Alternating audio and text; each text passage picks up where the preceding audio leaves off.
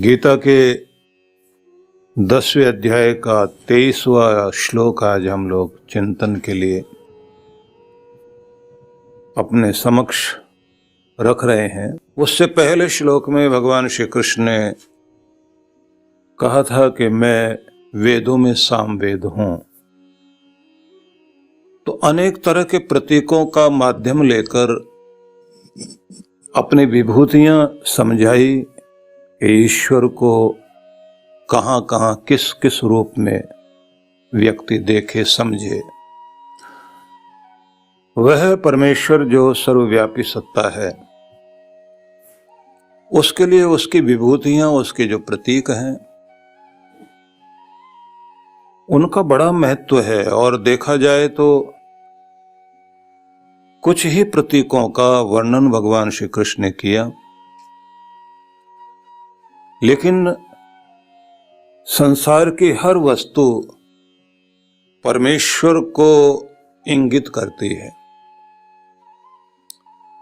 इसे कहा गया है कि यह वेदों में कहा है कि प्रत्येक वस्तु परमात्मा का झंडा है, उसका केतु है, कि उसके शासन का, उसके नियमों का, उसकी व्यवस्था का परिचय देता है हर झंडा, कि यहाँ शासन इस पूरी पृथ्वी पर, पूरे ब्रह्मांड पर एकमात्र उसी स्वामी का है। ईशावास्यमिदं सर्वम यत् किंच जगत्याम जगत।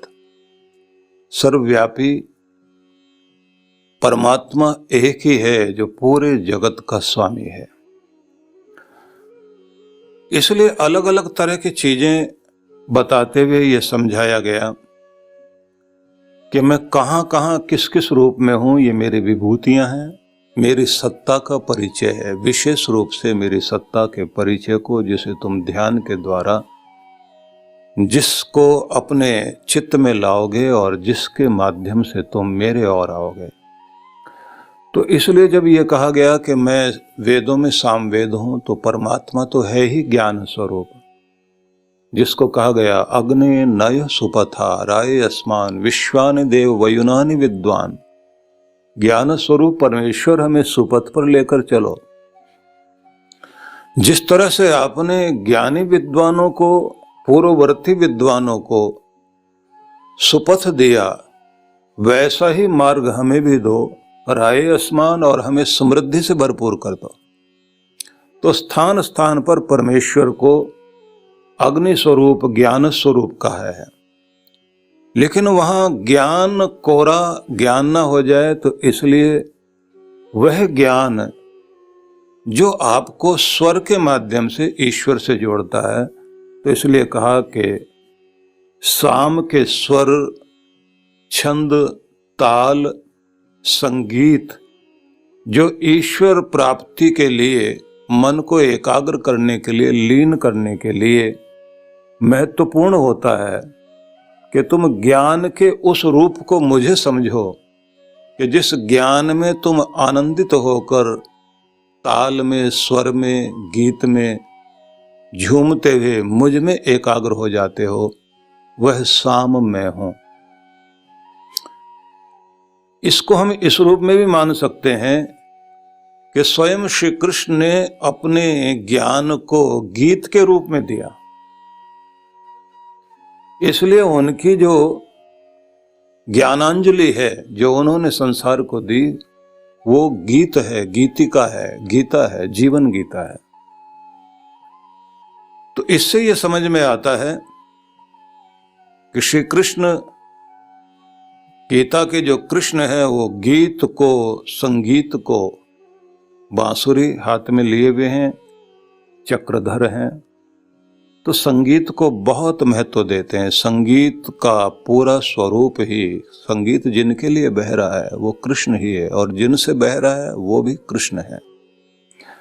तो इस तरह से उन्होंने ये कहा कि तुम गीत के माध्यम से, छंद के माध्यम से, ताल के माध्यम से, स्वर के माध्यम से जब एकाग्रता धारण करते हो और पूर्ण रूप से उस ज्ञान में तल्लीन हो जाते हो, तो वह मैं ही हूं। वेद मतलब ज्ञान। इसलिए वेद शब्द को जब हम पढ़ते हैं वेद लाभे, वह ज्ञान जो लाभ दे, वेद वित सत्तायाम, जिसके कारण हमारा अस्तित्व बनता है। विद ज्ञान है और वेद जो है, क्योंकि विद धातु है जिसका अर्थ लाभ भी है, सत्ता भी है, और जिसका एक अर्थ हो जाता है ज्ञान, ज्ञान सत्ता, और जिसके माध्यम से लाभ प्राप्त होता है। तो वेद, समस्त वेदों में मैं सामवेद हूं, ये समझाकर उन्होंने उस प्रतीक की तरफ लेकर गए कि तुम मुझे कहां किस रूप में देखोगे। समस्त ज्ञान में वह ज्ञान धारा जो तुम्हें मुझ में तल्लीन कर दे, तो वह साम में हूं। ज्ञान की अधिष्ठात्री देवी सरस्वती माता के हाथ में वीणा है और दूसरी तरफ पुस्तक है, तो वीणा पुस्तक धारिणी, वह ज्ञान और कला दोनों को साथ में धारण किए हुए हैं, संगीत को साथ में धारण किए हुए हैं। तो इसलिए उस श्लोक की व्याख्या न करते हुए, क्योंकि वह पूर्व प्रसंग था 22वां श्लोक, तो अब आगे बढ़ते हैं हम लोग। 23वें श्लोक में भगवान श्री कृष्ण कहते हैं, रुद्राणाम शंकराश्चास्मि वित्तेशो यक्ष रक्षसाम वसुनाम पावकश्चास्मि मेरुः शिखिरणाम महम। रुद्रों में मैं शंकर हूं, यक्ष और राक्षसों में मैं धन का स्वामी कुबेर हूं, वसुओं में पावक अग्नि हूं, और 7 पर्वतों में जो मेरु कहलाता है वह मेरु भी मैं ही हूं। तो ये जो अलग अलग प्रतीक भगवान श्री कृष्ण ने दिए हैं, उन प्रतीकों में एक ये कहा कि जो रुद्र है, रुद्र कितने, वैसे रुद्र को का मतलब प्राण भी होता है। तो ये यहां पर कहा गया है कि रुद्र एकादश है, लेकिन वैसे देखा जाए तो मन को भी साथ जोड़ दिया गया, 10 प्राण और 1 मन। तो जो भी हमें रुलाए, रुलाता है रुद्र, रुलाते हैं प्राण। प्राण जब छोड़ते हैं तो प्राण छोड़ते समय व्यक्ति को कष्ट होता है, और जहां जहां भी हमारा प्राण बसा हुआ होता है उससे पृथक होते समय हमें कष्ट होता है। और व्यक्ति जो है अपने प्राण कहीं ना कहीं बसा कर रखता है। व्यक्ति के प्राण जो है वस्तुओं में, पदार्थों में और जीव जंतुओं में भी बसे होते हैं। एक छोटे से छोटी सुई में भी किसी के प्राण बस जाते हैं। वो चीज खो जाए, जैसे छोटे छोटे बच्चे जो हैं वो अपनी सारी चेतना अपने खिलौनों में लगा देते हैं। उनका खिलौना टूटा, वो ऐसे जमीन पर गिरकर रोते हैं कि उनकी सारी दुनिया ही लुट गई है, और उस समय दूसरा लेकर छोड़ते हैं कि दूसरा लेकर आओ, और वो ऐसा होना चाहिए, जैसा लिया है वैसा ही दो। वेदों में एक स्थान पर एक प्रार्थना है कि परमात्मा तुम मेरे घड़े मत तोड़ देना, मेरे घट को मत तोड़ देना, मेरे बर्तनों को मत तोड़ देना, क्योंकि तुम शरारती बालक की तरह आते हो और मेरे घट को तोड़ के चले जाते हो। तो बिल्कुल ऐसे ही लगता है जैसे किसी कुम्हार के कोई बर्तन बने हो और कोई शरारती बच्चा आके तोड़ गया हो। अब उसको देख करके कोई विदेशी व्यक्ति जब देखेगा तो उसे तो लगेगा कि ये तो कुम्हार के ज्ञान की बात इसमें वेदों में है, और वो समझने की चेष्टा नहीं करते कि वो घट क्या है। सब घट मेरा साइयां, तो सब जगह घड़े मेरे जो है स्वामी जी के हैं, तो उसका मतलब क्या है? घट मतलब शरीर, कि मेरा ये घट कच्चा है भगवान। हम सब कच्चे घड़े वाले लोग हैं, इस दुनिया में रहते हैं, और तू शरारती बालक की तरह आता, तोड़ के चला जाता है। मृत्यु का रूप धारण करके आता है, सबके घड़े तोड़ के चला जाता है। तो अब की बाहर एक बात सुन भगवान, अगर इसको तोड़ेगा तो तुझसे नया ले लूंगा। ये भी मंत्र में ही है कि वायदा कर, अगर इसे तोड़ेगा तो मुझे एक नया चाहिए और इससे भी अच्छा चाहिए। कितनी भोली प्रार्थना है कि भगवान तो मुझे अगर ये शरीर छोड़ाएगा तो मुझे नया देना, लेकिन जब नया देगा तो इससे भी बेहतर देना।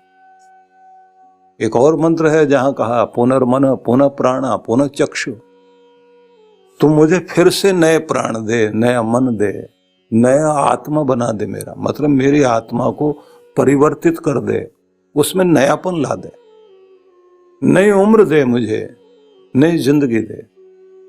इसलिए वेदों को जब आप पढ़ें, हाँ इच्छा है कि कभी वेदों पर ही चर्चा हो और लगातार हो, क्योंकि वेदों पर कम लोग जो है वो चर्चा कर रहे हैं। अधिकांश लोगों ने पुराणों को पकड़ा हुआ, पुराणों में भी उन्होंने जो है 2 या 3 पुराण, भागवत तो सबसे अधिक, उसके बाद कुछ लोग शिव पुराण भी कह लेते हैं, दुर्गा भागवत की चर्चा होती है। लेकिन हरिवंश वगैरह का कहीं कहीं कुछ लोग जो है बोलते हैं, लेकिन वो भी बहुत कम। विशेष रूप से जो हमारे उपनिषद हैं, गीता है, गीता पर कहने वाले लोग हैं, लेकिन गीता को भी सामान्य जन ये मान करके बहुत गूढ़ ज्ञान है, इसलिए उसको दुनिया भी भागती है, सरलता के पीछे आती है, और फिर उसे हम लोग जो है ज्ञान को गा बजा कर ऐसा बना लेते हैं कि उसका जो वास्तविक रूप है वो तो चला जाता है। और फिर कुछ लोग तो ऐसी चीजें कृष्ण भगवान के नाम पर जोड़कर नाच गा रहे हैं। कृष्ण भगवान को हम लोग समझना नहीं चाहते, भाग रहे हैं उससे, कुछ उनको बड़ा होने ही नहीं देते। इतना बच्चा बना करके छोड़ दिया है, तो बस वो कहते हैं इतना ही ठीक है, इससे ऊपर मानोगे तो गड़बड़ है। ये बड़ा दुखद है। और जब तक आप कृष्ण भगवान के पूरे स्वरूप को नहीं पूजोगे, तब तक जो है संपूर्णता नहीं आएगी।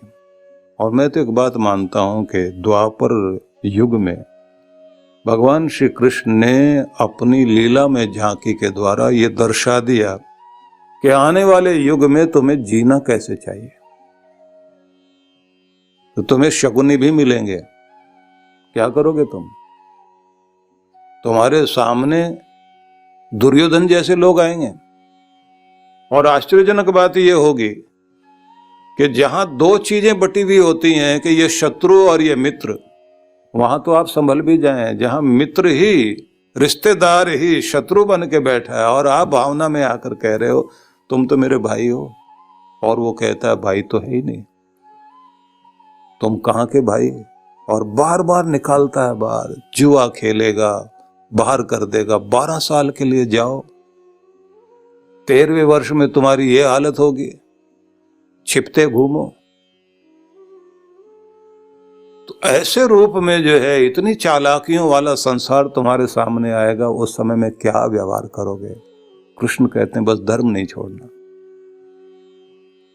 और धर्म को स्थापित करना, और दुष्टता को जैसे कैसे हो कि बीमारी कैसे भी हो शरीर में रहनी नहीं चाहिए, समाज में नहीं रहनी चाहिए, परिवार में समस्या नहीं रहनी चाहिए। हर जगह निष्कंटक स्थिति पैदा करो। और धर्म की आड़ लेकर के अगर कोई व्यक्ति धर्म का बहाना लेकर कर्ण की तरह ये कहता हो कि मैं रथ से नीचे उतरा हुआ हूं, इस समय तुम ये नहीं कर सकते, वो नहीं कर सकते, कृष्ण कहते हैं धर्म की दुआई मत देना कर्ण, तुमने जो जो किया है अब तुम्हारे दंड प्राप्त करने का समय आ गया है। इस समय ये भाषा तुम्हारी, इसका कोई प्रभाव नहीं पड़ेगा।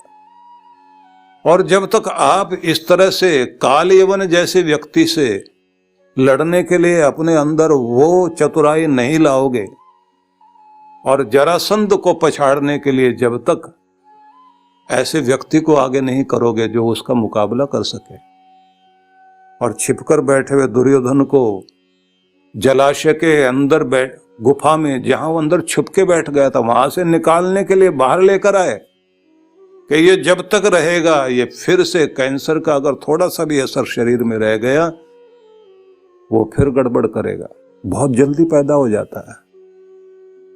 ये सारा रूप कृष्ण भगवान का है। और किसी से कुछ भी अगर राज्य लिया जरासंध को पछाड़ा, लेकिन ये नहीं कहा कि हम तुम्हारा राज्य हड़पने के लिए आए हैं। तुरंत उसके पुत्र को बुलाया और राजगद्दी देकर कहा, तुम धर्म को आधार बना करके राज्य करो, हम नियंत्रित करते रहेंगे तुम्हें, कि कहीं भी मर्यादाहीनता नहीं होनी चाहिए। राम जी ने मर्यादा दी, उस मर्यादा को स्थापित करना, राम जी ने धर्म दिया, उसको फिर से स्थापित करना, पुनर्स्थापन का कार्य कृष्ण भगवान ने किया। इसलिए दुखद बात यह है कि हमारे पास इतनी बड़ी शक्ति, ऐसा स्वरूप जिसका के कारण हम बने हैं, हमारी रगों में जिनके सारे संस्कार शिक्षाएं बहती हैं, उन कृष्ण को ही हम लोग भूल गए और उनका रूप क्या बनाकर हमने सामने रख दिया। ठीक है कि आप जो भी रूप मानकर आनंदित होते हैं होइए, लेकिन इस बात का जरूर ध्यान रखिए कि मर्यादा अपना स्थान रखती है। तो भगवान श्री कृष्ण ने कहा कि मैं रुद्रों में शंकर हूं। तो वैसे रुद्र नाम 10 प्राण का और एकादश में माना जाता है, मन रुद्र है, क्योंकि शरीर को त्यागते समय ये रुलाते हैं। पुराणों में जो है रुद्र के अलग अलग रूप बताए गए हैं, जिसमें हम वीरभद्र, शंकर, गिरीश, अजायक पटी और भुवनाधीश्वर, अहिर्भुज्य, पिनाकी, अपराजिता, कपाली, स्थाणु, भग, इनमें फिर शंकर नाम को प्रमुख माना गया है। तो इसी को लेकर के भगवान श्री कृष्ण ने कहा कि शंकर वाले स्वरूप में तुम मुझे मानो। और शंकर का मतलब भी हुआ शम करोति इति, जो कल्याण करता है, जो जिसके रुलाने में भी हमारा कल्याण है, जिनके द्वारा कोई अगर दुख भी दिया गया है, वो थोड़ा सा दुख हमारे बहुत बड़े सुख के लिए है। इसलिए अगर कहते हैं ना कि माता पिता गुरु आचार्य ये डांटते भी हैं तो वो दुख नहीं दे रहे होते हैं, वो थोड़ी देर के लिए लगता है दुख है। एक माँ जब अपने बच्चे को पकड़कर लेकर जाती है डॉक्टर के पास और ले जाकर फिर उसको इंजेक्शन लगाती है, इंजेक्शन लगवाएगी और डॉक्टर कहता है कि इसको जब अच्छे से पकड़ के रखना, हिलना नहीं चाहिए। अब माँ इतने जोर से पकड़ती है उसको, हिलने नहीं देगी, क्योंकि बाह में या फिर उसके बैक में इंजेक्शन लगाया जा रहा है। और बच्चा क्या सोचता है, ये माँ इतना प्यार करने वाली, इतनी कठोर, बड़ा हो जाने दे फिर देखता हूं मैं इसको। उस समय तो सोचेगा, लेकिन बड़ा होते होते क्या समझ में आता है, अगर माँ उस समय इंजेक्शन ना लगवाती, किसी बच्चे के पांव में चोट लग गई और टांके लगवाने, और पिता तो कहता है कि भाई मैं नहीं खड़ा होऊंगा क्योंकि उसको तो देखना मुश्किल हो रहा है, और माँ जो है वो कहती है मेरा बच्चा बहुत कोमल हृदय होने के बाद भी वो पकड़कर लेकर जाती है और उसके सामने डॉक्टर सिल रहा है उसकी चमड़ी को, अपने उसके बच्चे की। और जब सिलता है तो एक छोटी सी सुई होती है मुड़ी हुई ऐसी, जैसे अर्धचंद्राकार होता है, आधा चंद्र जैसे होता है वैसी वो सुई होती है। अब उसमें रेशम जैसा धागा, और उसे लेके वो ऐसे ऐसे करके वो फिर ऐसे सिल रहा है। वो कपड़ा नहीं सिला जा रहा है, वो चमड़ी सिली जा रही। और माँ क्या कहती है, डॉक्टर साहब अच्छे से सिलना, मेरे बच्चे की चमड़ी ठीक से मिल जाए, निशान न रह जाए। और बच्चा उस समय क्या सोच रहा होगा कि 2 कसाई मिल गए हैं आज, एक तो ये बैठा है जिससे मेरा कोई लेना देना नहीं, आज तो माँ भी बन गई है। लेकिन बड़े होकर के जब उसे पता लगता है कि ये वो माँ जिसने मेरा ये निशान जो ठोड़ी के नीचे आ गया था, यहाँ सिलाई करवा के आज बहुत हल्का सा बाल भर का निशान पता लगता था यहाँ, अगर माँ उस समय ये ना करती तो मैं कैसा लगता। वो थोड़ा दुख देकर जो बहुत बड़ा सुख हमारे लिए लाए, उसी का नाम शंकर है। वहां मां शंकर बन जाती है, पिता बन जाता है, डॉक्टर बन जाता है। इसलिए श्री कृष्ण कहते हैं, रुलाने वालों की चर्चा आएगी ना जब, तब तो मुझे शंकर के रूप में देखना। यहां अद्भुत है श्री कृष्ण। तुम्हें बहुत सारे रुलाने वाले रूप दिखाई देंगे, मेरे वो रूप दिखाई देंगे, मतलब भगवान के वो रूप जिनमें आपको दिखाई देता है ये बड़ा जबरदस्त है, रुला कर छोड़ता है। भगवान तो क्यों रुलाता है?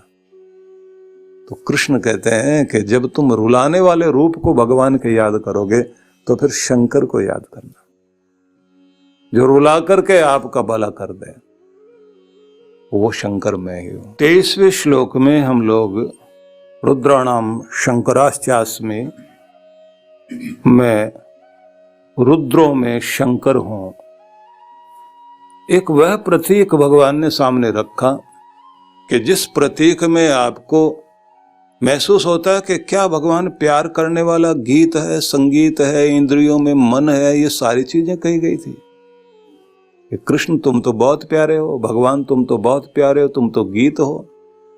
लेकिन गीत में एक गीत वो भी तो है जब आदमी रो रहा होता है, उसमें भी आलाप होता है, बस ये है कि वो आलाप विलाप कहलाता है। तो एक तरफ तो आलाप चल रहे थे, अब आगे जो है अगर कोई कहे कि इधर आलाप चल रहा है उधर किसी का विलाप चल रहा है, तो वो क्या है, उसे कौन रुला रहा है? तो कृष्ण ने यह समझाया कि जब तुम किसी को रोता हुआ देखोगे और दिखाई देगा कि भाग्य के कारण, कर्म के कारण, परिस्थितियों के कारण आंख में आंसू लिए कोई रो रहा है, चिल्ला रहा है, तो तुम्हें रुद्र वाले रूप की याद आएगी कि ये हिसाब लगाने वाला कौन है। तो कहते हैं तब तुम मुझे शंकर के रूप में याद करना, कि जो थोड़ा दुख देकर तुम्हारे आगे आगे के लिए, सदा के लिए तुम्हारे दुखों को हर के तुम्हारा कल्याण करता है, तुम्हें सुख देता है, चैन देता है, वो रूप मेरा है, वो शंकर रूप में हूं। अद्भुत है। और आगे के शब्द देखिए आप, क्योंकि अगर एक एक शब्द को साथ जोड़ते चले जाएंगे तो इसकी व्याख्याएं बहुत हो जाएंगी और हमें तो बहुत थोड़े से समय में चर्चा करनी है। आगे उन्होंने कहा वित्तेशो यक्ष रक्षसासाम, रक्षसाम रक्ष वह राक्षस लोग, और जो वित्तेश है, कुबेर है, मतलब मैं यक्ष और राक्षसों में, इन दोनों में, यक्ष और राक्षसों में वित्तेश हूं, धन का स्वामी कुबेर हूं। अब यह शब्द भी थोड़ा ध्यान देने योग्य है। कुबेर की रक्षा के लिए उसके साथ में खड़े किए गए हैं राक्षस और यक्ष। तो इनका बड़ा विचित्र वर्णन किया गया है। कुबेर जो है उनको कहा गया वो कुत्सित शरीर वाले हैं और ज्यादा हाइट नहीं उनकी, स्थूल शरीर है, कुत्सित शरीर है, विशाल उदर है कुबेर का, 3 पांव है, 2 पांव के साथ में कोई लाठी वाठी लेके चलते होंगे, और साथ में लिखा 8 दांत बाहर निकले हुए हैं। तो ऐसे कुबेर जी हैं। तो ये उनकी रक्षा करने के लिए फिर राक्षस और यक्ष रखे हुए हैं। यक्ष वे हैं जो नए नए रूप धारण कर लेते हैं, मतलब वे लोग जो गुप्तचर विभाग वाले हैं वो रखे गए हैं, और साथ में जो है बहुत बड़े राक्षस टाइप के लोग। तो जहां कोई बहुत पैसे वाला होता है उनके सामने जो गार्ड वार्ड खड़े होते हैं, तो कुछ तो वो तो बड़ा भयंकर शरीर वाला खड़े हुए हैं रक्षा करने के लिए, और कुछ वे हैं जो नए नए रूप धारण कर लेते हैं। वहां जो है गुप्तचर विभाग जो है वो छिपके रहता है कि ऐसे कुबेर हैं। लेकिन कुबेर को कहा बेढंगे हैं, देखने में बहुत अच्छे नहीं हैं। तो उसको अगर समझना हो तो ये कि जो केवल पैसे के बारे में ही लगा हुआ है, तो पेट तो मोटा निकला हुआ होगा ही होगा, तो इनका भी पेट बहुत निकला हुआ है। तो वो अपनी काया की चर्बी छांटने में नहीं लगे होते हैं। लाला जी बैठे हुए वहीं से खा पी रहे हैं और अपना जो काजू वाजू खा करके पेट वेट बड़ा किया हुआ है, पैसा बहुत संभाल रखा है। देखा जाए तो इसको लोभ का रूप कहा गया। लोभ जो है वो कुबेर है, जिसकी रुचि सिर्फ संचय की है। लेकिन यहां एक और अद्भुत बात है कि वो धन जो भगवान की शरण में लग गया है तो वो कुबेर है, क्योंकि वो शंकर भगवान के सेवक हैं और विष्णु भगवान को भी उनसे उधार लेना पड़ा था। ऐसा भी वर्णन पुराणों में आता है। विवाह के समय में विष्णु भगवान ने अपने लिए कुछ रुपया पैसे की जरूरत थी तो कुबेर से उधार लिया। और आप तिरुपति बालाजी में जाएंगे तो वहां पर जो है एक तरफ बोर्ड पर लिखा हुआ है कि कुबेर जी से पैसा लिया था, धन लिया था विष्णु भगवान ने, तो अब वो जो है भक्त लोग उनको देते हैं और वो आगे कुबेर जी को दे रहे हैं। लेकिन ये कुबेर का खजाना भी व्यक्ति को मिलता है यहाँ से कि कुबेर प्रसन्न होते हैं और जो इस कर्जे को चुकाता है तो उसके घर में कुबेर जी अपनी जो है स्थायी संपदा देते हैं, जिसको कहते हैं बरकत। तो शंकर भगवान की शरण में रहते हैं कुबेर जी। तो अच्छी बात यह है कि आप किसी भी तरह से कमा लें, मतलब अपने पास संचय कर लें, लेकिन संचय करने के साथ में आपकी दृष्टि होनी चाहिए कि आप भगवान के चरणों से जुड़े रहें। तो भगवान के चरणों से जुड़े रहते हैं तो दुनिया में बहुत बहुत धनपति होंगे, लेकिन कृष्ण कहते हैं मुझे तो वो प्यारा है जिसने धन को जोड़ा है लेकिन धर्म के लिए जोड़ा है, ईश्वर के लिए जोड़ा है, ईश्वर के चरणों में जाकर बैठ गया कि मेरा नहीं है ये आपका है। इस तरह के जो लोग होते हैं उनका बड़ा सम्मान होता है। जैसे भामाशाह ने जो है अपना धन उठा करके न्याय के लिए, न्याय की आवाज बन करके राणा प्रताप उस समय लड़ रहे थे और उन्होंने जाकर के कहा कि ये धन आप रख लीजिए। राणा प्रताप ने मना किया कि मुझे नहीं चाहिए। तब उन्होंने जो कहा वो बड़ा अद्भुत शब्द था। उन्होंने कहा कि देखिए ये लड़ाई आप हम सब के लिए लड़ रहे हो और हम भी आपके सिपाही हैं, तो हमको तो लड़ना आता नहीं, हमको तो तलवार से नहीं लड़ना आता, हमको तराजू से लड़ना आता है। तो हम तराजू में तोल तोल के जो है वो देना चाहते हैं जिससे ये लड़ाई आगे चले और न्याय जो है सुरक्षित रहे, धर्म सुरक्षित हो। तो इसलिए इस सेवक को भी युद्ध करने का मौका दो। कोई बल से लड़ेगा, कोई धन से लड़ेगा, कोई ज्ञान से लड़ेगा, कोई अपने पुरुषार्थ से लड़ेगा। जब सारा समाज खड़ा होता है तब कहते हैं अन्याय और अधर्म मिटा करता है। तो वो पूजनीय है जिसका धन ईश्वरीय कार्य में, धार्मिक कार्यों में, धर्म के लिए, न्याय के लिए, कल्याण के लिए, अभाव मिटाने के लिए जिसका धन लग रहा है, ऐसा जो वित्तेश व्यक्ति है, तो ऐसे बोलते हैं ना, यक्षाय कुबेराय वैश्रवणाय, तो इनका कुबेर जी का मंत्र बोलते हैं ना, तो उसमें उनको यक्ष भी कहा है, वैश्रवण भी कहा, कुबेर भी कहा, वित्ताध्यक्ष भी कहा है। तो उनको जिनकी दृष्टि केवल मात्र परमेश्वर की ओर लगी हुई है, उनके कल्याण कार्यों के लिए कि मैं लगाऊं जिससे भगवान प्रसन्न हो, कि ऐसा जो भी धनी है वह मेरा ही रूप है और कुबेर मेरा ही रूप है। धनी बहुत होंगे लेकिन तुम कुबेर को याद करना। मजा यह है कि कुबेर संपदा दे भी दें, रावण को दे दी गई भगवान जी के कहने पर, लेकिन अगर कोई पात्र नहीं हो तो फिर उससे छीन ली जाती है। इसलिए कहते हैं कि कुबेर को बसाओ लेकिन शंकर को साथ लेकर आओ। द्वारिका में सोने की द्वारिका है लेकिन वहां भगवान रह रहे हैं, इसलिए द्वारिका सोने की होने के साथ साथ जब तक वहां भगवान और भगवान के नियम हैं तब तक वो भी सुरक्षित है। और जैसे भगवान की अवहेलना करनी शुरू कर दी और मैं आ गई तो फिर वो भी डूबती है। इसलिए ये निवेदन है सभी से, भगवान स्वयं कह रहे हैं कि जो धनाध्यक्ष हैं, कुबेर हैं, तो चाहे यक्ष हैं, राक्षस लोग हैं, उनमें तुम मुझे कितने भी कोई शक्तिशाली लोग हों, धन को संग्रह करके इकट्ठा कर लेते हो, लेकिन मुझे पसंद है वह जो धन को भी मेरी राह में लगाता हो। ऐसा स्वरूप जो है कुबेर का है। तो ऐसे लोगों में मुझे आप कुबेर जानो।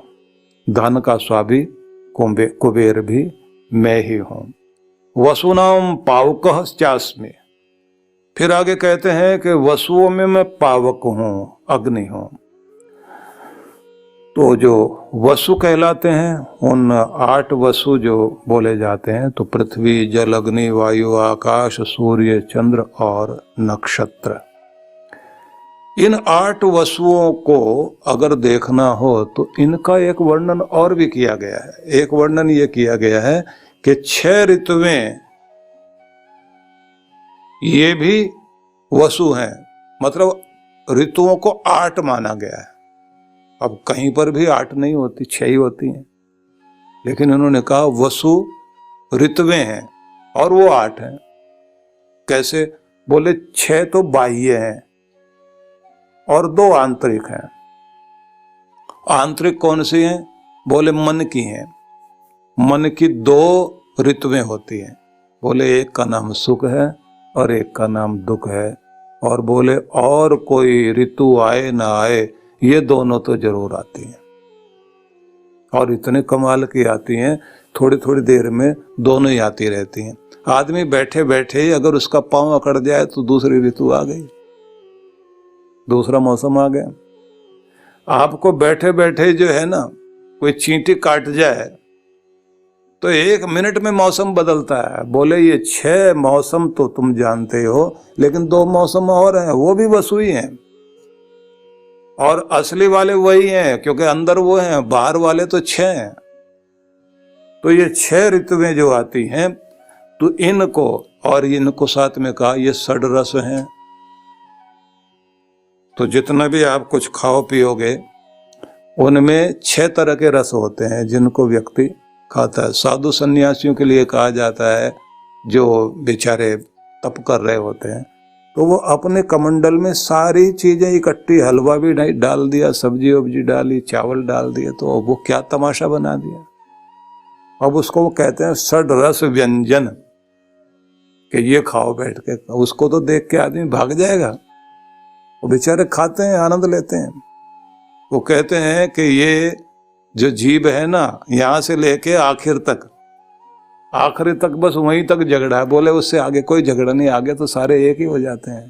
पहले हलवा खा लिया, उसके बाद दूसरी चीजें आपने खाई, अंदर जाके तो षड्रस इकट्ठा ही हो जाता है। बोले ऐसा मानना आसान है कि सारी ऋतुओं में एक जैसा रह सके। अब इसको तो कोई साधु तपस्वी कर ले तो अलग बात है। भगवान ने तो जीभ को भी ऐसा बनाया है कि इसमें जो है ना, जितनी भी स्वाद कलिकाएं हैं, उनको सबको अलग अलग करके, ऐसे उन जैसे किसी को लाइन में लगाते हैं ना, ऐसे भगवान ने लाइन में लगा के इनको लगाया हुआ है। यहाँ वाला नमक चखेगी, ये मिर्च के बारे में बताएगी, इधर वाली जो है मिठाई को बताएगी, इधर कड़वाहट को बताएगी, ऐसे अंदर जीभ पर लगे हुए निशान। तो जो बहुत ज्यादा समझदार लोग होते हैं ना, वो कड़वी दवाई लेके वैद्य जी की, और गले के जीभ का आखिरी कोना जो है वहां जाके रखते हैं और फिर पानी पीते हैं। इतने चालाक लोग होते हैं, वो कहते हैं यहाँ के बाद नहीं पता लगेगा, यहां तक पता लगता है, इसके बाद पता नहीं लगेगा। और वहां सच में पता नहीं लगता, वहां से तो वो चली जाती है आगे। तो इसलिए परमात्मा ने सभी तरह की ऋतुएं बनाई हैं। उन सब ऋतुओं में 2 ऋतुएं कही हैं कि अंदर दी गई हैं, और वो 2 ऋतुएं मन के अंदर रहती हैं। एक का नाम है सुख और एक का नाम दुख है। तो इन सब ऋतुओं के जो अधिष्ठाता हैं, तो उन्हें इन्होंने कहा है पावक। वसुओं में मैं पावक हूं। मतलब अंदर अगर अग्नि जल रही है ठीक से, तब ये रस आपको आनंद देंगे। और इसी तरह से सारी ऋतुओं में जो परिवर्तन लेकर के आएगी, तो वो अग्नि लेकर के आती है। आप लोग जब वेदों के मंत्र पढ़ते हैं, तो पुरुष सूक्त में भी और कुछ और मंत्रों में भी जो है वर्णन इसी तरह के आए हैं कि तुम जो है मुझे कहाँ कहाँ किस ऋतु में किस तरह से देखोगे। वो विषय इस समय न लेकर के थोड़ा सा और आगे हम लोग बढ़ते हैं। तो कहा गया है कि सभी वसुओं में मैं पावक हूं, अग्नि हूं। शिखरी नाम अहम मेरु, जितने भी शिखर वाली चीजें हैं, जितनी भी ऊंची चीजें हैं, कि बस तुम उनमें मुझे जो है मेरु पर्वत समझो।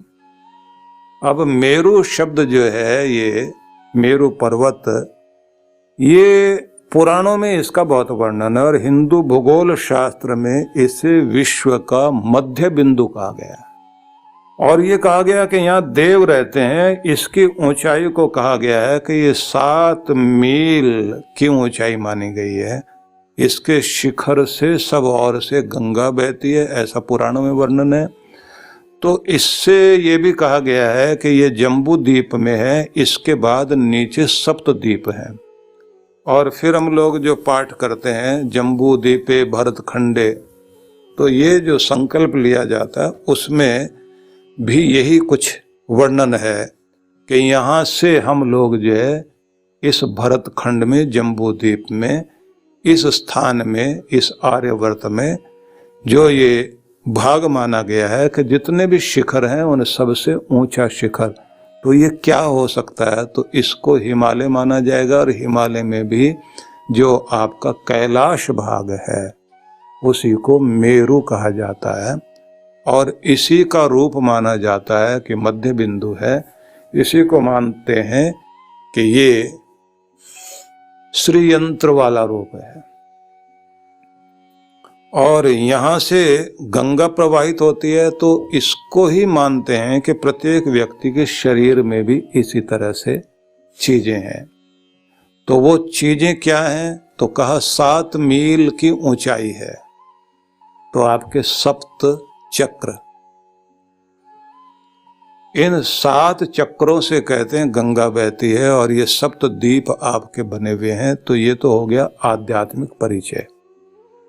लेकिन भौगोलिक परिचय यही है कि हिमालय को, कैलाश शिखर को माना गया कि तुम ये मानो कि सभी शिखरों के बीच में जो सबसे ऊंची चोटी, जो ऊंचा शिखर है, वह मैं हूं।